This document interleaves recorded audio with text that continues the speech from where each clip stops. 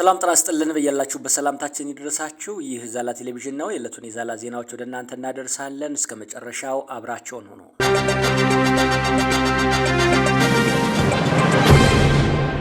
በኦሮሚያ ክልል አርሲ በንጹሃኖች ላይ የተፈጸመው ጭፍጨፋ የሽብር ተግባር መሆኑን የኦሮሚያ ክልል መንግስት አመላክቷል። በኦሮሚያ ክልል በአርሲ ዞን በሰላማዊ ሰዎች ላይ የተፈጸመው ግድያ በሃይማኖትና ብሔር ላይ ያተኮረ እንዳልሆነ የኦሮሚያ ክልል መንግስት ጠቁሟል።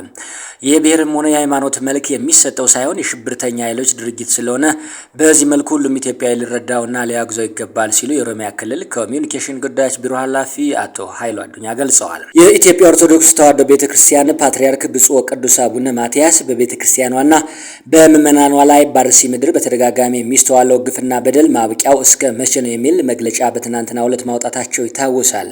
በምስራቅ አርሲ ሀገረ ስብከት 13 ምዕመናን መገደላቸውን ከ280 በላይ ምዕመናን መፈናቀላቸውንና የ101 ዓመት ቤተክርስቲያን መቃጠሉን እንዲሁም ዝርፊያ መፈጸሙን ሀገረ ስብከቱ ማሳወቁ ይታወቃል።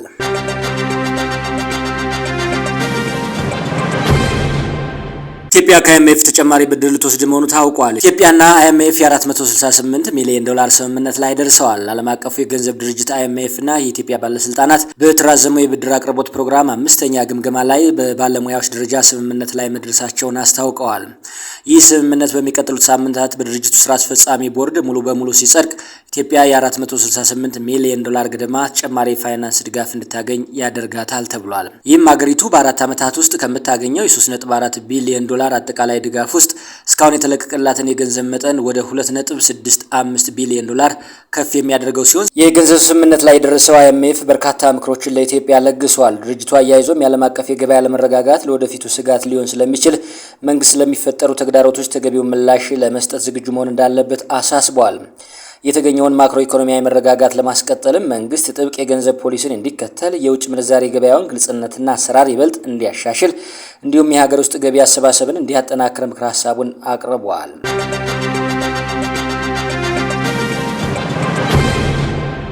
በትግራይ ክልል የተከናወነው ፍጹም ህገወጥና እውቅና የሌለው ድርጊት ነው ብለው ኮንነውታል ጄኔራል ሳሞራ የኑስ። ህወሓት አዲስ መንግስት ማቋቋሙን አስመልክቶ ጄኔራል ሳሞራ የኑስ የሰጡት ሀሳብ እንደሚከተለው ይቀርባል። በክልሉ በህወሓትና በአቶ መለስ ዜናዊ ስም ተገን በማድረግ የሚከናወኑ እንቅስቃሴዎች ሊቆሙ እንደሚገባ ገልጸዋል።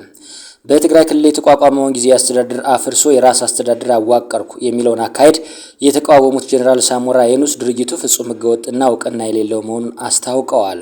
ህወሓት በአክሱም ከተማ ተሰብስቦ ያደረገውን ውሳኔ ህጋዊነት የጎደለው መንግስት ምስረታ ሲሉ የገለጹት ጄኔራሉ የተለያዩ ከዚህ በፊት ጊዜያዊ አስተዳደር በሚል የተቋቋሙ መንግስታትን ህወሓት ማባረሩንም ኮንነዋል።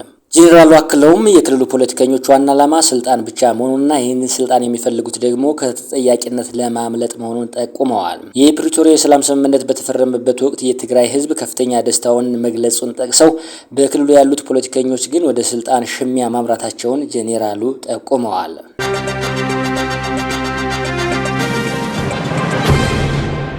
ህወሓት አዲስ ጦርነት ሊቀሰቀስ ይችላል እያለ ነው። ህወሓት አዲስ አውዳሚ ጦርነት ሊቀሰቀስ እንደሚችል በማስጠንቀቅ ለዓለም አቀፉ ማህበረሰብ አስቸኳይ ጥሪ አቅርቧል። ህወሓት ከፊታችን አውዳሚ ጦርነት እየመጣ ይገኛል፣ አስወግዱ ሲል ለዓለም አቀፉ ማህበረሰብ ባሰራጨው ደብዳቤ በኢትዮጵያ ያለውን የፖለቲካ ሁኔታ አሳሳቢ ደረጃ ላይ ደርሷል ሲል ገልጾታል። በምርጫ ቦርድ እውቅና የተሰረዘው ድርጅቱ ግንቦት 26 ቀን 2018 ዓ.ም ሊቀረፍ የማይችልና አውዳሚ ጦርነት ለመከላከል የቀረበ አስቸኳይ ጥሪ በሚል ርዕስ ለዲፕሎማሲያዊ ሚስዮኖችና ለዓለም አቀፍ አጋሮች ባሰራጨው የዲፕሎማሲ ማስታወሻ ሀገሪቱ ወደ አዲስ የትጥቅ ግጭት እያመራች መሆኑን አስጠንቅቋል።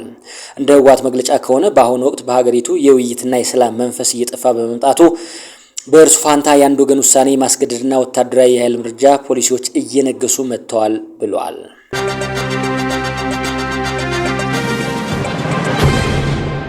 ጎረቤታችን ሀገር ኤርትራ የተባበሩት መንግስታት ድርጅት ጠቅላላ ጉባኤ ምክትል ፕሬዝዳንት ሆና ተመርጣለች። የተባበሩት መንግስታት ድርጅት ጠቅላላ ጉባኤ በ85ኛው መደበኛ ስብሰባ ላይ በባለብዙ ወገን ዲፕሎማሲያዊ ዙሪያ ያተኮረ ቁልፍ አጀንዳዎችን የተወያየ ሲሆን በስብሰባውም ለድርጅቱ 81ኛ ጠቅላላ ጉባኤ መሪ የሚሆኑትን አካላት መርጧል። በዚህ መሰረት የምስራቅ አፍሪካዊቷ ሀገር ኤርትራ የከፍተኛ አባል ሀገራትን ድምጽ በማግኘት ከጠቅላላ ጉባኤው ምክትል ፕሬዝዳንቶች አንዷ ሆናለች። ኤርትራ ከተመረጡ ሌሎች 16 ሀገራት ጋር በመሆን የጸጥታው ምክር ቤትን 5 ቋሚ አባላትን ማለትም ቻይና፣ ፈረንሳይ፣ ሩሲያ፣ ብሪታንያና አሜሪካን በመቀላቀል የጠቅላላ ጉባኤውን ቢሮ በጋራ ትመራለች ተብሏል። በተጨማሪም ከእሷ ጋር እንደ አፍጋኒስታን፣ ፊንላንድ፣ ግብጽ፣ ሊባኖስ፣ ፓራጓይ እና ዚምባብዌ ያሉ ሀገራትም በምክትል ፕሬዚዳንትነት መመረጣቸውን ለመረዳት ተችሏል።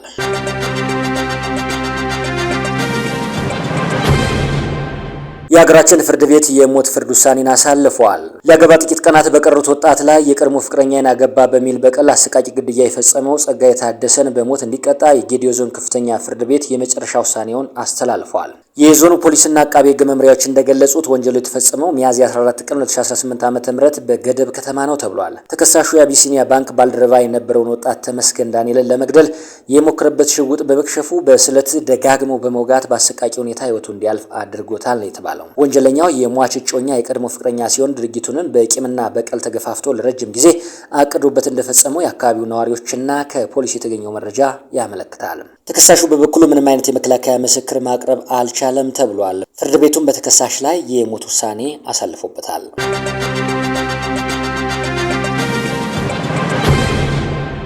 የአሜሪካ ተወካዮች ምክር ቤት የትራምፕን የጦር ስልጣን ለመገደብ ድምጽ ሰጥተዋል። የአሜሪካ የተወካዮች ምክር ቤት ፕሬዚዳንት ዶናልድ ትራምፕ በኢራን ላይ ተጨማሪ ወታደራዊ እርምጃ እንዳይወስዱ የሚያግድ የውሳኔ ሀሳብ አሳልፈዋል። የተወካዮች ምክር ቤት በትራምፕ የጦርነት ስልጣን ላይ ገደብ ለመጣል የሞከረው ለአራተኛ ጊዜ ሲሆን ተቺዎች ፕሬዚዳንቱ የኮንግረሱን ፍቃድ ሳያገኙ እርምጃ እየወሰዱ ነው በማለት ወቅሰዋል። የምክር ቤቱ የውሳኔ ሀሳብ አሁንም በሪፐብሊካኖች በሚመራ የአሜሪካ ሴኔት መጽደቅ ይኖርበታል። ይሁን እንጂ ሴኔቱ ቢቀበለውም እንኳ እርምጃው በኢራን ላይ የሚሰነዘረውን ወታደራዊ እንቅስቃሴ ሙሉ በሙሉ ለመግታት መቻሉ አጠራጣሪ ነው ተብሏል።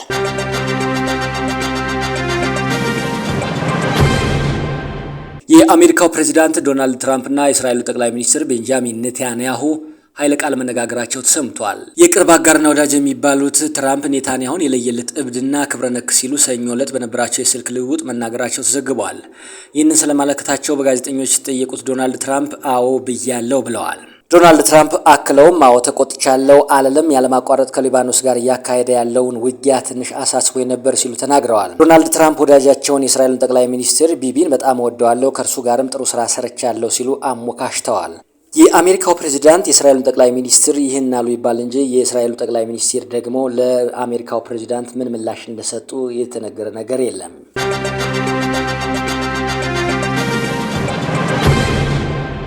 የቢትኮይን ዋጋ በከፍተኛ ሁኔታ ማሽቆልቆሉ ተሰምቷል። የዓለማችን ትልቁ ክሪፕቶ ከረንሲ የሆነው ቢትኮይን ዋጋ ወደ $61300 ዝቅ ማለቱን ዩሮ ኒውስ ዘግቧል።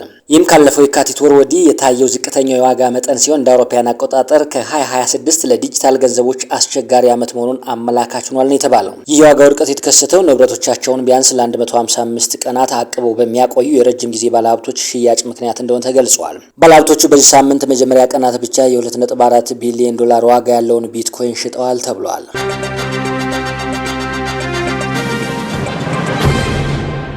የሂዝቦላ መሪ የተኩስ አቁም ስምምነቱን ውድቅ ማድረጋቸውን አስታወቁ። የሂዝቦላ መሪ ናይም ቃሲም ረቡዕ ዕለት በሰጡት የቴሌቪዥን መግለጫ ከእስራኤል ጋር የተደረሰውን የተኩስ አቁም ስምምነት ውድቅ ማድረጋቸውን አስታውቀዋል። መሪው ስምምነቱን የሊባኖስን ሕዝብ በከፊል ለማጥፋትና የቀረውን ለመጠቅለል የተዘጋጀ ፍኖተ ካርታ ነው ሲሉ ኮንነውታል። የአሜሪካ ውጭ ጉዳይ ሚኒስቴር ሁለቱ ወገኖች ተጨባጭ እርምጃዎች ላይ መስማማታቸውን ቀደም ሲል ገልጾ የነበረ ቢሆንም ስምምነቱ የሂዝቦላ ጥቃቱን ሙሉ በሙሉ እንዲያቆም የሚደነግግ በመሆኑ በቡድኑ ዘንድ ተቀባይነት አጥቷል ብለዋል።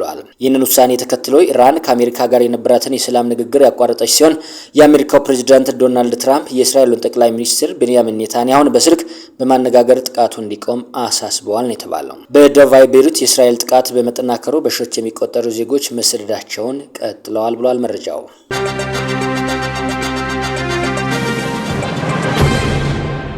የተወዳችሁና የተከበራችሁ ውድ የዛላ ቴሌቪዥን ተከታታዮቻችን ከዚህ በኋላ ዜናዎችን በቋሚነት ወደ እናንተ እናደርሳለን። አብራችሁ እንድትሆኑም የአክብሮት ግብዣችን ነው።